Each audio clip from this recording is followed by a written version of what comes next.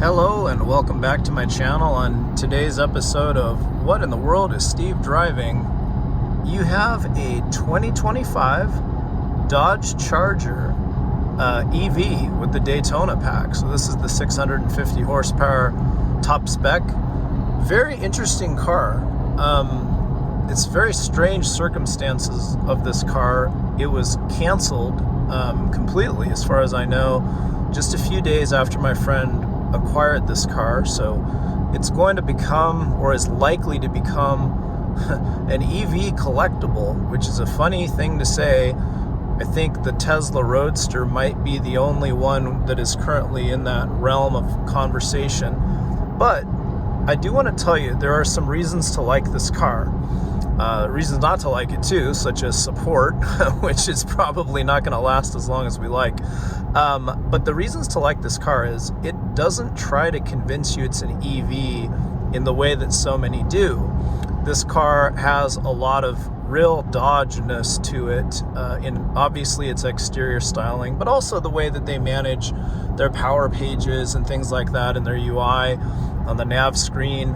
You are not hit over the head too much with the fact that you're in an EV. This vehicle is very complicated, as you'd expect from any EV. It has multiple modes. It has synthetic noises that you can opt to have on or off. Currently, they're off.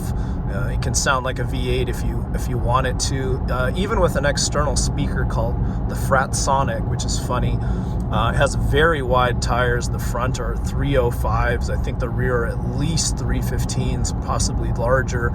So you have a lot of car guy stuff happening here in the styling and the implementation of features, which I really do like.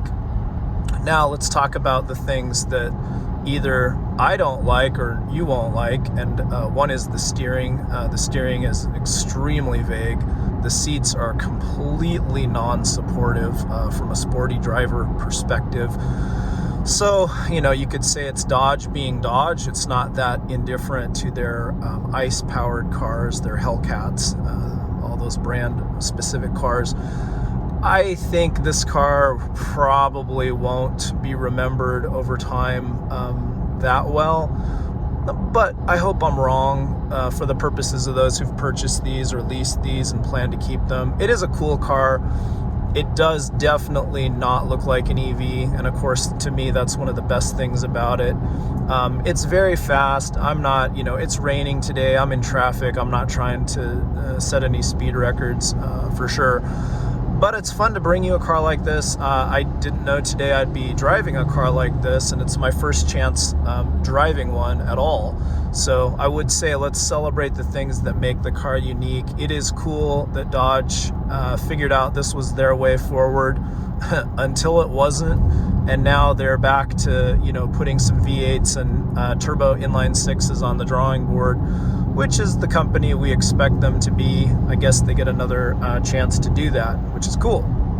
So for now, hope you enjoyed a quick drive preview of this car, which I may never drive again, who knows? But interesting, cool, fun, definitely tech-laden, lots of stuff going on, lots of stuff to learn. For me, I just want to keep it safe, of course, my usual, as I'm driving other people's vehicles. So thank you for joining me. I appreciate it. And thanks again for 500 subscribers. That's a milestone I worked hard for, and I really appreciate all my loyal viewers and subscribers. So thank you very much. Have a wonderful day. Take care.